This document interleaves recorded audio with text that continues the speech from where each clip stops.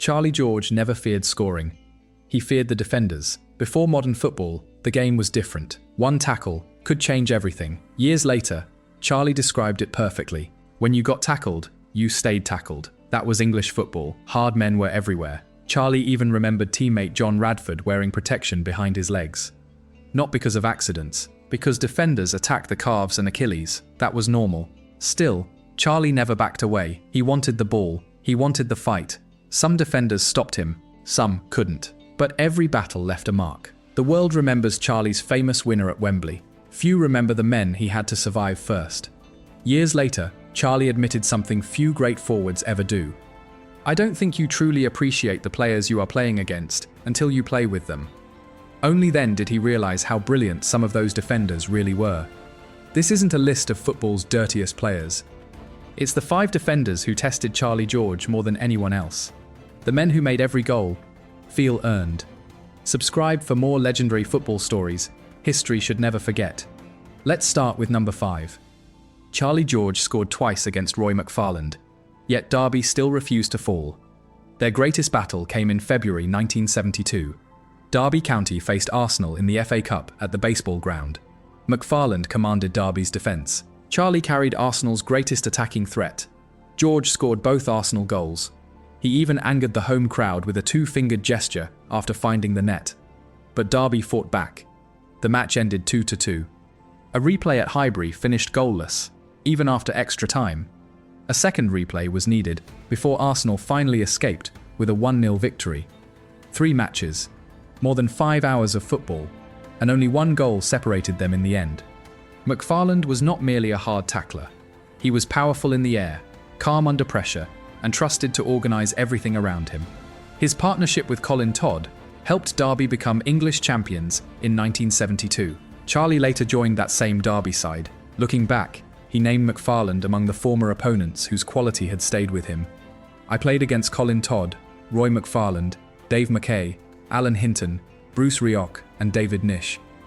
Now Charlie could see McFarland from inside the team. He saw the leadership, the positioning, the decisions made before danger arrived. Charlie had already proved he could score against him. But scoring twice did not make McFarland easy to face. It showed how much Charlie had needed to produce just to break through.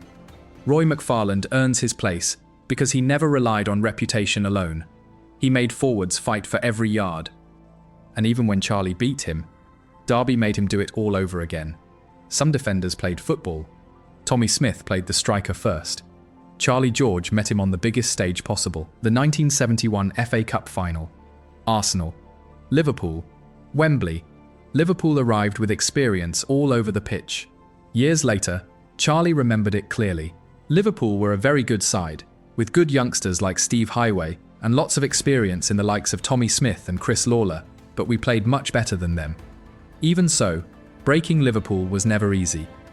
Smith ruled the heart of the defence, strong in the tackle, dominant in the air, never giving a forward an easy afternoon. For more than 90 minutes, Arsenal searched for an opening. Liverpool struck first in extra time. The double was slipping away. Then everything changed. Eddie Kelly equalised. Minutes later, Charlie George unleashed the shot that won the FA Cup. The celebration became one of football's greatest images. But that goal came against one of England's hardest defences, led by Tommy Smith. One moment decided the trophy. It never changed what Smith represented. Because the toughest defenders are remembered, not for the goals they concede, but for how difficult they make every other attack. Charlie George knew what Norman Hunter wanted. Not the ball, the man carrying it. They met at Wembley, the 1972 FA Cup final. 1 year after Charlie's famous winner, Leeds stood in his way. Hunter stood at the heart of their defence. Nothing came easily. Every run was followed. Every challenge was finished. Every second on the ball felt rushed. Charlie's best chance came with a fierce volley. It crashed back off the crossbar. That was as close as Arsenal came. Leeds won 1-0. Hunter had done his job. Leeds supporters called him Norman Bites Your Legs. The nickname made him famous. His football made him legendary. He wasn't simply a hard tackler. He read attacks before they developed. Won possession, then turned defence into attack.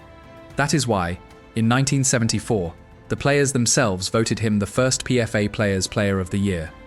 Hunter became one of the clearest symbols of that unforgiving era. His challenges were feared, but his football intelligence made him far more than an enforcer. Norman Hunter was one of the men who made that sentence true. He didn't just stop Charlie George. He made every touch feel like a battle, and that is why he belongs on this list. Some defenders beat you with strength. This one beat you before the ball even arrived. Charlie George learned that the hard way. His name was Jack Charlton.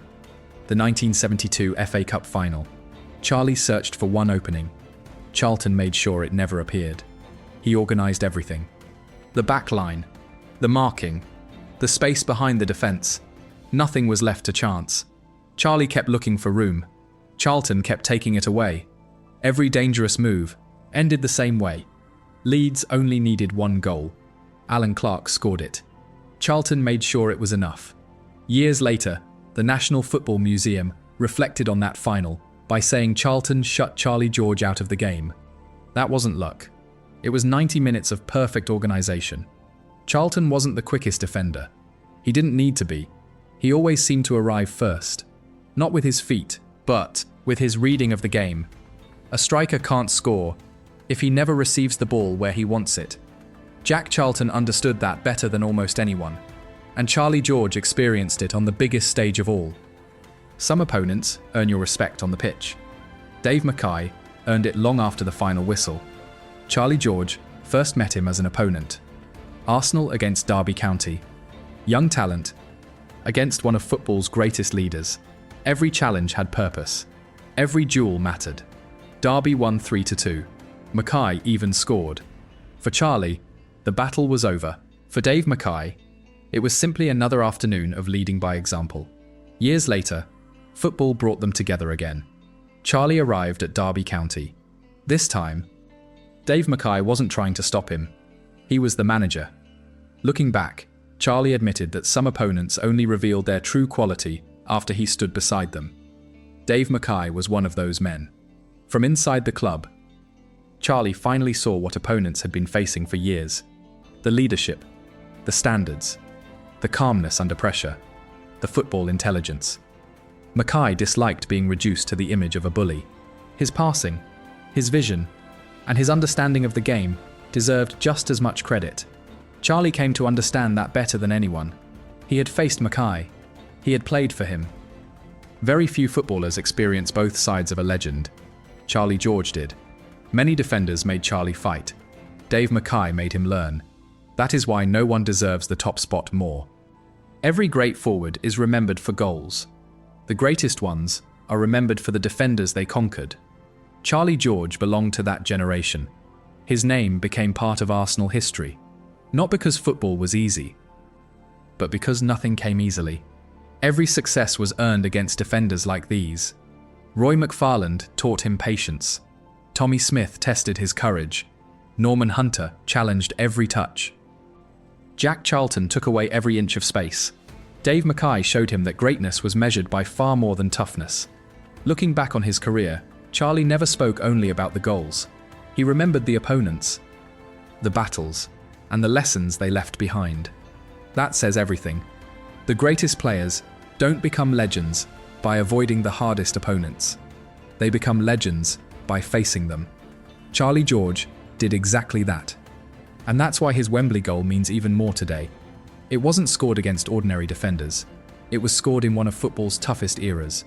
An era where every touch had to be earned, and every victory had to be fought for.